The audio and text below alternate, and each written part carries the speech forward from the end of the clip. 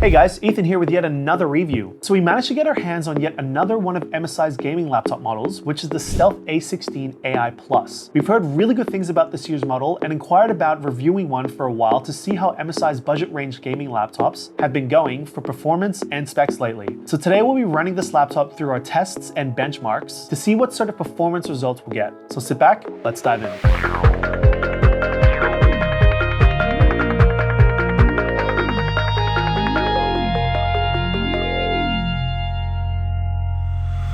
When you open the box, you get the laptop in its sleeve, and beneath that, you'll find a small compartment that'll house your adapter, which only comes in at 579 grams, which is actually one of the lightest adapters I've seen so far this year for MSI gaming range laptops. You also get your Ryzen power plug and some light paperwork. Overall, the unboxing experience is quite simple and straightforward. The Stealth has some similarities to their more hardcore model, the Raider A18, but with more sleek and minimalist features. The weight comes in at 2.1 kilos, and the thickness of the device is really thin for a laptop, with included discrete graphics, which is only 19.55 millimeters. MSI also kept this trend going for the materials used to make up the build quality of the chassis, which is made from magnesium aluminum alloy. I can feel that this laptop is solid, rigid, and doesn't feel like it has any weak points or compromises in the design. The vents are basically all over the laptop, ranging from the sides, back, and bottom part, which is designed alongside their 2-fan and 7 heat pipe setup to have the best optimal thermals for this model. But we'll be making sure of that with heat dissipation tests later in the video. The top side has a sizable track mat along with a fingerprint reader for security. The keyboard as well is a full-size form factor keyboard with fully custom color per key RGB SteelSeries keys with Copilot key, which we'll touch on a little bit later in the video. And the screen is a sweet 16-inch Quad HD Plus OLED panel with a 240Hz refresh rate response time and a high color accuracy of 100%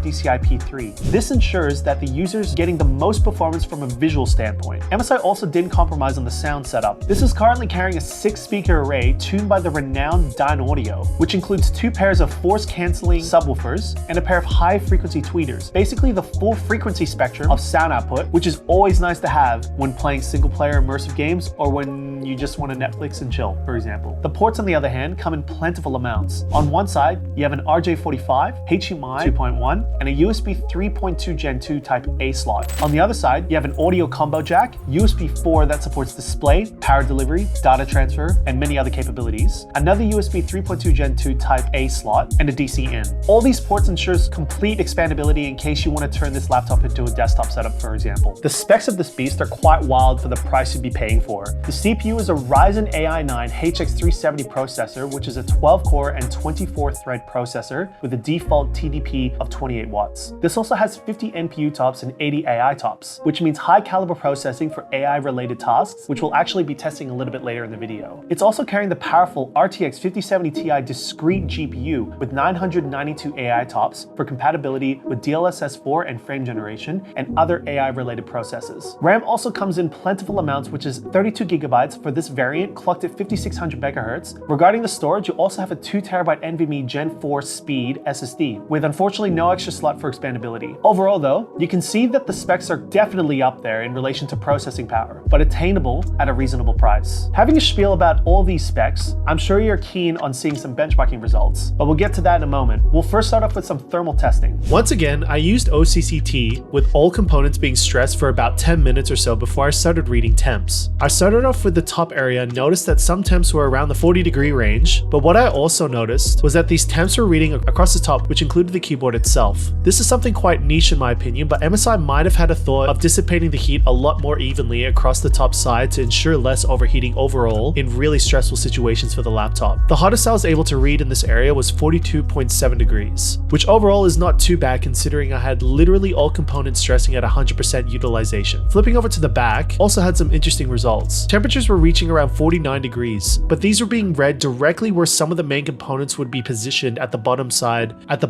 like the CPU and GPU. Other areas of the backside were averaging around 47 degrees, which again is pretty hot, but nothing to be concerned about. We also have to acknowledge that games or creative softwares wouldn't get this laptop that hot. This is purely in a simulated environment. We also did some quick ambient noise measurements as well at its highest fan curve level. To be honest, it was quite impressive. I was essentially holding the reader about half a meter away from the laptop, which is roughly where your head would be, and it was reading no louder than 44 dB, which on a dB scale will be classed as ambient house noise or a typical laptop hum. So overall, overall, this area of the laptop is quite good. Up next is the webcam. With most MSI gaming related laptops, they don't really focus too much on this aspect, but they've developed just enough to ensure minimum quality spec-wise. It's only a 1080p resolution video output at 30 FPS with HDR and 3D noise reduction. Next up, we wanted to test bench the AI capabilities with the Ryzen AI9 HX370 processor with Geekbench AI. The AI9 HX370 CPU processor is actually one of AMD's newer AI-focused chips, and in saying that, the results look reflective of that claim. We've got quantized, single precision, and half precision results. Long story short, the higher the number, the more capable in relation to AI tasks this laptop can do. In the end, this laptop's CPU has enough neural computing power to support most AI-related tasks. The only downside is that this sort of score is not considered tremendous. For example, if you bought this laptop expecting complex AI training or other complex AI-related tasks, it might struggle a bit in those areas. But if you're a creative like me, or you just like dabbling in AI as a little hobby, for example, then this laptop would be perfect for you. And finally, game benchmarking. We did numerous testing with multiple AAA games and have found these results to be quite interesting. The first test was done with the highest default settings and with ray tracing switched off. To be honest, the results are quite impressive. Dying Light 2 was running smoothly with hardly any frame stutters, and Cyberpunk not falling too much behind, along with Wukong not being far off as well. Since the 50 series cards are more AI based, I was happy with these first results. The second results, however, is with ray tracing on, and well, you can definitely see the difference. Dying Light 2 was playable in some aspects, but stuttering was very apparent. Cyberpunk and Wukong were basically unplayable, but I do have to stress that playing any games with ray tracing enabled along with no aid from FrameGen or DLSS will result in these scores, unfortunately. The third results is with DLSS enabled and games once again became borderline playable. You can of course switch off ray tracing and gain even more performance, but the main reason why people use DLSS is to enable themselves to soak up all that reflective and God ray goodness. And finally, the last results are just staggering. Enabling both DLSS and FrameGen instantly boosts all games up to between 90 to 115 FPS. Dying Light 2 especially felt really smooth and responsive while still looking good graphics wise as well. I did notice a bit of ghosting with Cyberpunk though, but this is apparently normal at the moment with frame generation. So I'm wondering if Nvidia would even be able to fix this sort of issue in a future driver update, for example. Guess we'll have to see. In the end though, if you're getting this laptop or really any laptop these days with the newest 50 series GPUs, be prepared that these cards mostly depend on the third-party Nvidia softwares to enable it to perform at its max potential, for example. But overall, this laptop performs extremely well for the specs that it has. On the software side of things, you have the included MSI Center, where you can personalize your performance profile settings, check for BIOS and driver updates, choose audio profiles, and many other settings. MSI have also included SteelSeries GG software to control your per-key RGB keyboard to make it as wild or as sleek as you want. The Stealth A16 AI Plus is also a Copilot-ready PC, featuring MSI AI Robot, an AI chat robot designed to enhance your experience with MSI devices. Powered by MSI and NVIDIA, this assistant utilizes natural language to comprehend your needs, enabling gamers, creators, and everyday users to manage complex laptop tasks through simple conversations, for example. With clear instructions, you can easily adjust your MSI's laptop performance, battery, settings, and more.